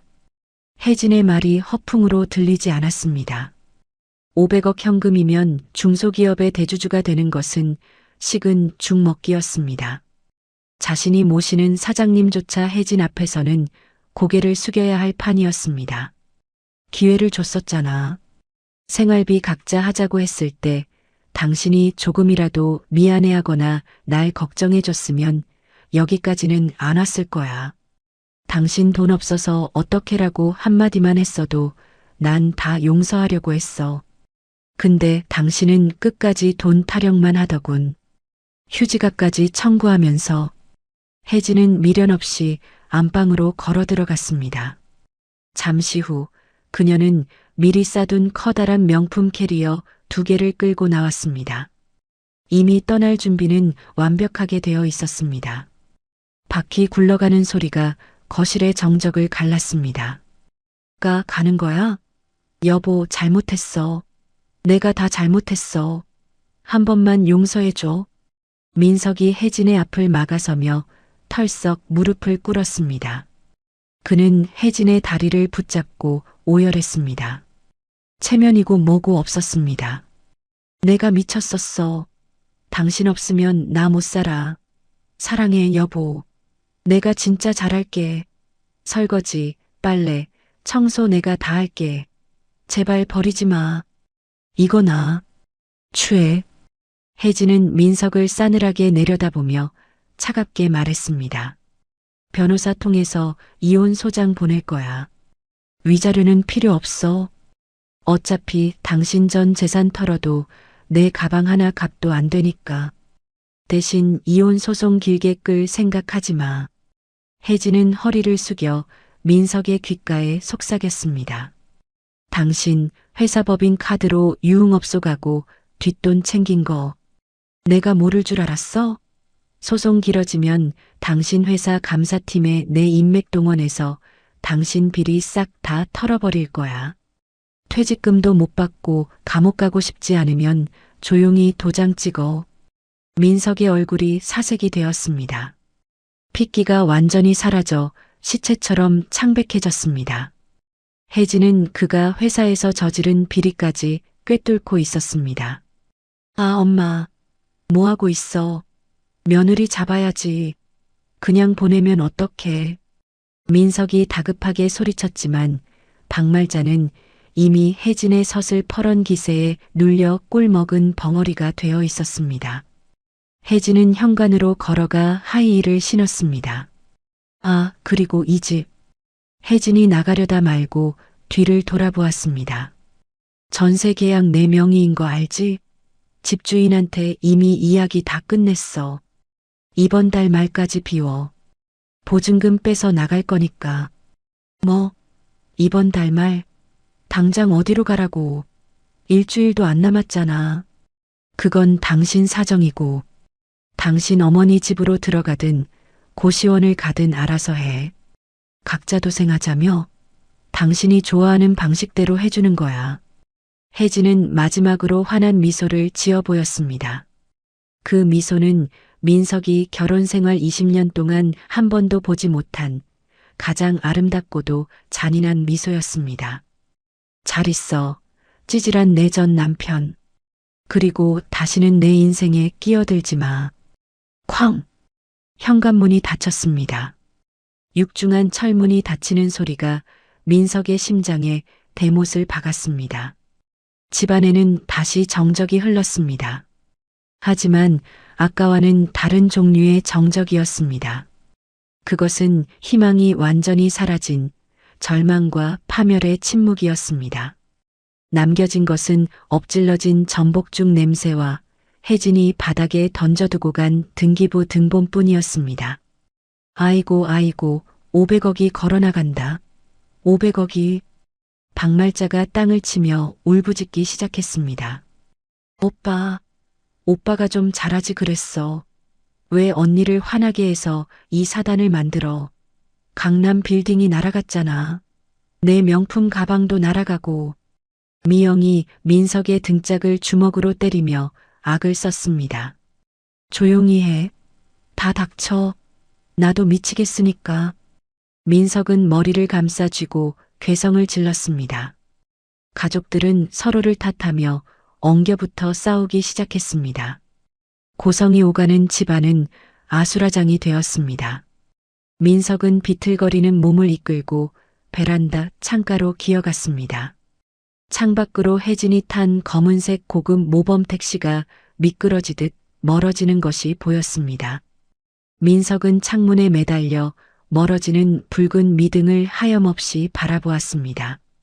그의 눈에서 뒤늦은 후회의 눈물이 주르륵 흘러내렸지만 택시는 한 번의 멈춤도 없이 어둠 속으로 사라졌습니다. 문 여세요. 법원에서 나왔습니다. 강제 집행 들어갑니다. 이른 아침의 정적을 깨고 현관문을 부술듯이 두드리는 소리가 아파트 복도를 울렸습니다.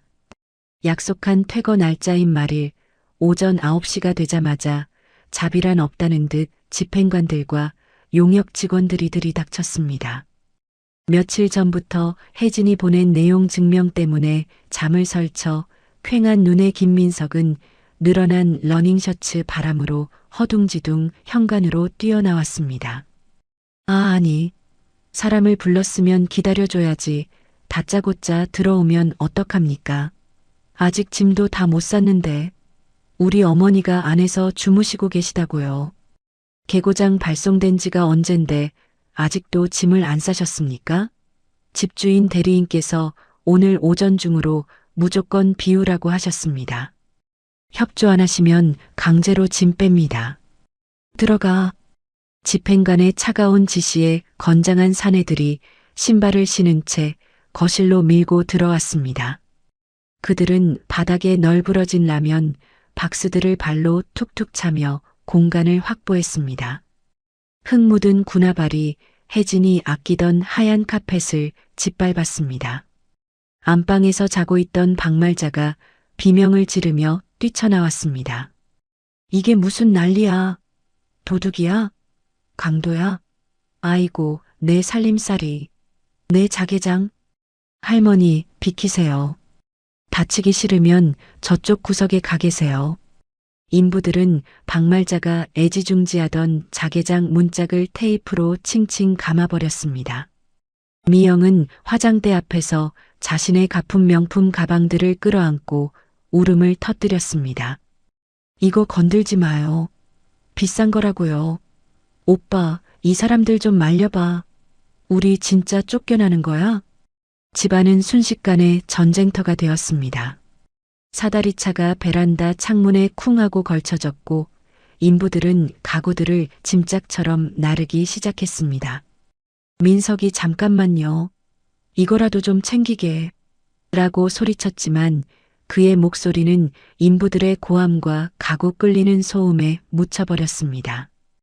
혜진이 경고했던 대로였습니다. 그녀는 민석에게 단 1분의 시간도 더 허락하지 않았습니다. 1시간도 채 되지 않아 민석과 박말자, 미영은 아파트 단지 화단 벤치로 내동댕이 쳐졌습니다. 그들 앞에는 찢어진 라면, 박스 몇 개와 옷 보따리, 그리고 박말자가 끝까지 품에 안고 나온 낡은 전기밥솥 하나만이 덩그러니 놓여 처량함을 더했습니다. 오빠, 이제 어떡해? 우리 진짜 길바닥이야? 나갈 데 없단 말이야. 엄마 집으로 가면 안 돼? 미영이 민석의 팔을 흔들며 징징거렸습니다. 민석은 머리를 감싸 쥐고 깊은 한숨을 내쉬었습니다. 엄마 집 전세금 뺀 거, 엄마 도박빚 갚고 생활비 쓰느라 다 썼잖아. 당장 보증금 걸 돈도 없어. 모텔이라도 잡아야 하는데. 이 썩을 놈아. 그러게 마누라 단속을 잘했어야지. 그 많은 돈을 두고 그 좋은 빌딩을 두고 맨몸으로 쫓겨나. 내가 사내 새끼냐? 며느리한테 싹싹 빌어서라도 바짓가랑이를 잡았어야지. 박말자가 민석의 등짝을 잇는 힘껏 후려갈겼습니다. 민석은 맞으면서도 대꾸할 기력조차 없었습니다. 하늘에서는 때마침 추적추적 비가 내리기 시작했습니다. 차가운 빗줄기가 그들의 짐 보따리를 적셨습니다. 지나가는 주민들이 혀를 차며 그들을 힐끔거렸습니다. 어머, 저 집 쫓겨나나 봐. 남자가 얼마나 못났으면 여자가 독하게 마음먹었겠어. 수군거리는 소리가 비수가 되어 꽂혔습니다. 경비원이 다가와 난처한 표정으로 말했습니다. 입주민들 민원 들어옵니다. 여기서 이러시면 곤란해요. 짐 빨리 치우세요. 민석은 비를 맞으며 하늘을 올려다보았습니다.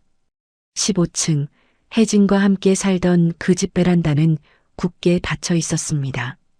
불과 며칠 전까지 자신이 주인이라 착각했던 그곳이 이제는 닿을 수 없는 천상계처럼 느껴졌습니다. 자신이 걷어찬 행운이 저 높은 곳에 있었다는 사실이 뼈아프게 다가왔습니다. 불행은 결코 혼자 오지 않았습니다. 겨우겨우 서울 외곽의 허름한 여인숙에 짐을 푼 다음 날이었습니다. 민석이 출근하자마자 회사 로비의 공기가 심상치 않았습니다. 보안 게이트를 통과하려는데 사원증이 인식되지 않았습니다. 출입이 제한된 카드입니다. 왜 이러지? 민석이 당황하며 카드를 다시 찍으려 할 때였습니다. 김민석 부장님, 잠시 저 좀 보시죠. 검은 양복을 입은 감사팀 직원 3명이 민석의 앞을 가로막았습니다. 그들의 표정은 감정 없는 저승사자 같았습니다. 로비를 지나가던 직원들이 걸음을 멈추고 웅성거리기 시작했습니다. 무슨 일입니까? 제가 지금 급한 결제가 있어서. 결제는 필요 없을 겁니다. 법인 카드 사적 유용, 거래처 리베이트 수수, 그리고 회사 내부 기밀 유출 혐의로 긴급 감사가 시작됐습니다. 지금 즉시 소지하고 계신 회사 자산 일체 반납하시고 대기 발령실로 이동하시죠. 네. 기밀 유출이라니요. 억울합니다. 저는 그런 적 없어요. 누구 음해입니까? 민석이 얼굴이 붉어져 소리쳤지만 직원들은 단호하게 그를 양쪽에서 포박하듯 붙잡았습니다. 감사팀장이 태블릿 PC 화면을 민석의 눈앞에 들이밀었습니다. 이혜진 씨 측 법무팀에서 아주 구체적인 증거 자료를 보내왔더군요. 부장님이 룸살롱에서 법카 긁으신 내역 하청업체 사장에게 뒷돈 받고 납품단가 조작한 녹취록, 심지어 경쟁사의 신제품 도면 넘기려던 이메일 로그까지 아주 꼼꼼하게 정리되어 있어서 저희도 놀랐습니다. 변명의 여지가 없습니다. 민석의 다리가 풀려 바닥에 주저앉을 뻔했습니다. 혜진의 경고는 빈말이 아니었습니다. 그녀는 민석이 가장 두려워하는 방식, 가장 치명적인 약점을 정확히 찔러왔습니다. 사회적 매장이었습니다. 김 부장, 저럴 줄 알았어. 평소에 깨끗한 척하면서 꼰대짓 하더니 뒤로는 호박씨 깠나 보네. 와, 망신이다 진짜. 저 나이에 횡령이라니. 인생 끝났네. 부하 직원들의 비웃음 소리가 민석의 귀에 꽂혔습니다. 민석은 고개를 푹 숙인 채 짐승처럼 끌려갔습니다. 그날 오후 민석은 해고 통보를 받았습니다. 퇴직금은 횡령액 변제 명목으로 전액 압류당했고 오히려 회사에 뱉어내야 할 손해배상액이 수천만 원이었습니다. 그는 짐을 쌀 박스조차 얻지 못해 자신의 낡은 슬리퍼와 칫솔 따위를 양손 가득 들고 회사 정문을 나서야 했습니다. 등 뒤에서 육중한 철문이 닫히는 소리가 마치 감옥문이 닫히는 소리처럼 들렸습니다. 비참한 퇴근길, 주머니 속에서 진동이 울렸습니다. 법원에서 온 문자 메시지였습니다. 이혼 소송 판결 안내 원고 이혜진 승소, 피고 김민석의 유책 사유 인정, 위자료 청구 기각, 재산 분할 없음, 양육비 해당 사항 없음. 민석은 횡단보도 앞에 멈춰서서 비에 젖은 휴대폰 화면을 하염없이 바라보았습니다. 이제 그에게 남은 것은 억대 빚더미와 병든 노모, 그리고 돈 없다고 도망갈 궁리만 하는 철없는 여동생뿐이었습니다. 계절이 2번 바뀌었습니다. 차가운 바람이 부는 초겨울의 저녁, 강남의 야경이 한눈에 내려다 보이는 청담동 빌딩의 최장층 펜트하우스. 은은한 황금빛 조명 아래 이혜진은 우아한 실크 드레스를 입고 테라스 난간에 기대어 샴페인 잔을 흔들고 있었습니다. 그녀의 뒤로는 화려한 파티가 한창이었습니다. 정재계 인사들과 유명 예술가들, 그리고 그녀가 새롭게 투자한 스타트업 대표들이 모여 담소를 나누고 있었습니다. 공기 중에는 최고급 향수 냄새와 값비싼 요리 냄새가 어우러져 성공의 향기를 풍기고 있었습니다. 회장님, 이번 바이오 기업 인수건 정말 대박이었습니다. 죽어가던 기업을 살려내시다니 해안이 대단하십니다. 중후한 신사가 다가와 혜진에게 정중하게 건배를 제의했습니다. 혜진은 여유로운 미소로 화답하며 잔을 부딪혔습니다. 운이 좋았을 뿐이에요. 그리고 이제야 제 능력을 마음껏 펼칠 자유를 얻었으니까요. 방해꾼들이 사라지니 시야가 맑아지더군요. 자유라 그보다 더 값진 자산은 없죠. 축하드립니다. 이 회장님. 혜진은 샴페인을 한 모금 머금었습니다. 입안 가득 퍼지는 달콤하고도 톡 쏘는 맛. 그것은 지난 20년의 고통과 인내를 씻어내는 완벽한 승리의 맛이었습니다.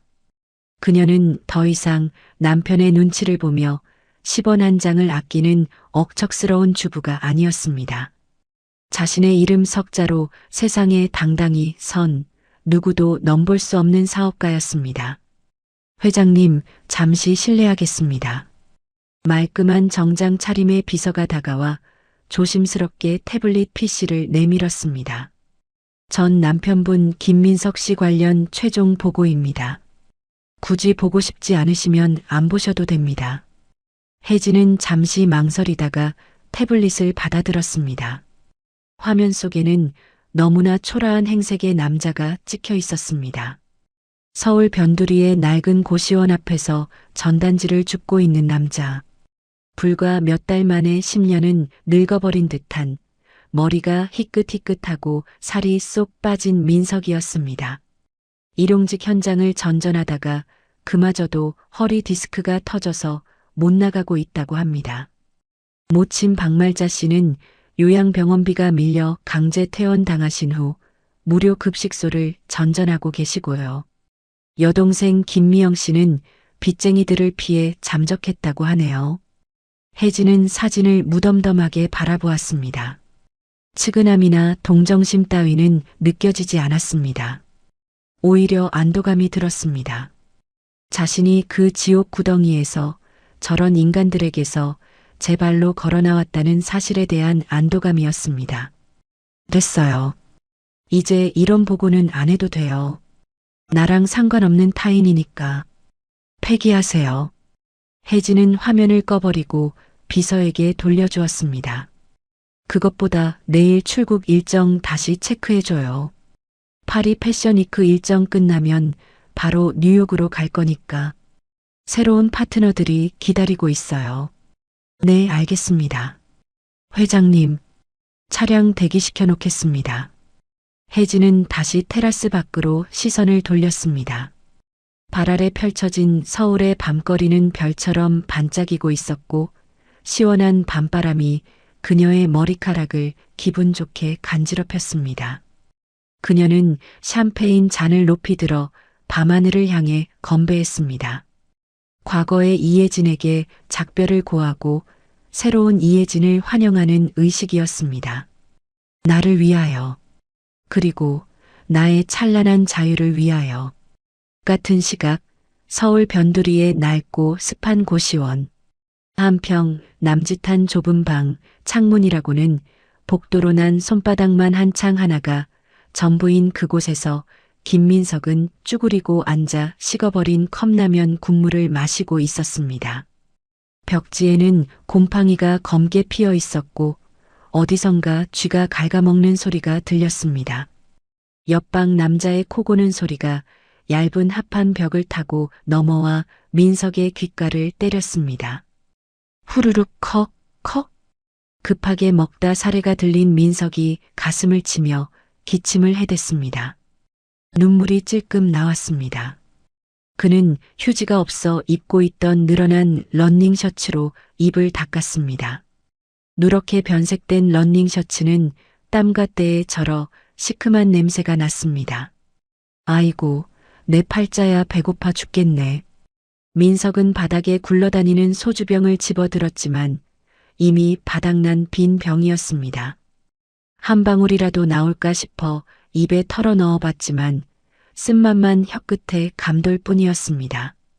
그는 병을 벽에 던지려다 옆방에서 욕설이 날아올까 무서워 도로 조심스럽게 내려놓았습니다.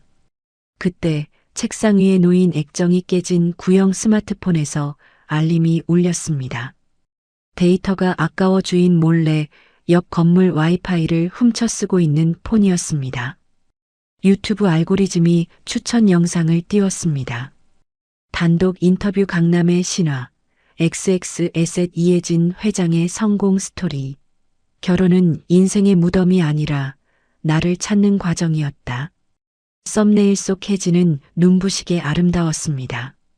민석이 알던 그 수수한 아내가 아니었습니다. 당당한 표정, 세련된 정장, 반짝이는 보석, 그리고 무엇보다 행복해 보이는 미소. 민석은 떨리는 손가락으로 마치 홀린 듯이 영상을 재생했습니다. 화면 속 혜진이 기자의 질문에 대답하고 있었습니다. 배경은 민석이 평생 꿈도 꾸지 못할 고급스러운 집무실이었습니다. 회장님, 과거에 힘든 시기는 없으셨나요? 혜진이 카메라를 정면으로 응시하며 미소 지었습니다. 마치 화면 너머의 민석을 보고 있는 것 같았습니다. 있었죠. 제 가치를 몰라주는 사람들, 저를 그저 돈 나오는 지갑이나 밥 해주는 식모로만 알았던 사람들과 함께했던 시간이 가장 힘들었습니다. 하지만 그 덕분에 깨달았어요. 나를 진정으로 아껴주는 건 나 자신뿐이라는 걸요. 썩은 인연을 정리하고 나니 인생이 비로소 빛나기 시작하더군요. 지금은 매일매일이 선물 같아요. 혜진의 목소리는 맑고 힘찼습니다. 민석은 멍하니 화면을 바라보다가 고개를 돌려 깨진 거울 조각에 비친 자신의 얼굴을 보았습니다. 퀭한 눈, 덥수룩한 수염, 생기라고는 찾아볼 수 없는 노숙자의 얼굴. 내가 무슨 짓을 한 거지? 민석은 화면 속 혜진을 더러운 손가락으로 어루만지며 오열했습니다. 여보 혜진아, 내가 잘못했어. 내가 죽일 놈이야. 제발 돌아와줘. 하지만 아무리 울부짖어도 돌아오는 건 옆방 아저씨의 짜증 섞인 고함 소리뿐이었습니다. 아, 거 좀 조용히 합시다. 밤에 잠 좀 잡시다. 잠 좀. 매일 밤 질질 짜고 지랄이야. 민석은 입을 틀어막고 소리 없는 눈물을 흘렸습니다. 후회는 언제나 늦습니다.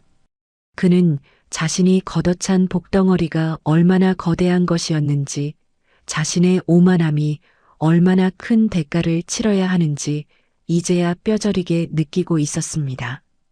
고시원의 밤은 길고도 차가웠습니다. 민석은 혜진이 나오는 영상을 끄지 못한 채 배터리가 방전될 때까지 반복해서 보았습니다. 화면 속 혜진이 웃을 때마다 민석의 가슴은 천갈래 만갈래로 찢겨나갔습니다.